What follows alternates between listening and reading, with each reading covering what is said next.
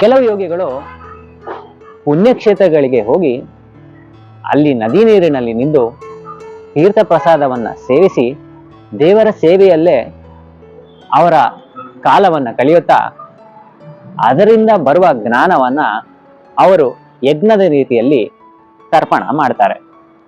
ಮತ್ತಿತರರು ಅವರು ಕಲೆತು ಅಭ್ಯಾಸ ಮಾಡಿದಂತಹ ವೇದಶಾಸ್ತ್ರ ಜ್ಞಾನಗಳನ್ನ ಅವರು ಯಜ್ಞದ ರೀತಿಯಲ್ಲಿ ಅದನ್ನ ಸಮರ್ಪಿಸುತ್ತಾರೆ. ಹೀಗೆ ವಿಧ ವಿಧವಾದ ಯೋಗಿಗಳು ಬೇರೆ ಬೇರೆ ರೀತಿಯಲ್ಲಿ ಈ ಯಜ್ಞ ಹವನಗಳನ್ನ ಮಾಡ್ತಾರೆ. ಇವರೆಲ್ಲರಲ್ಲೂ ಒಂದು ಕಾಮನ್ ಥಿಂಗ್ ಅಂದ್ರೆ ಅವರು ಅವರ ಸಾಧನೆಯನ್ನ ಎಂದಿಗೂ ಮಧ್ಯದಲ್ಲಿ ಬಿಡುವುದಿಲ್ಲ.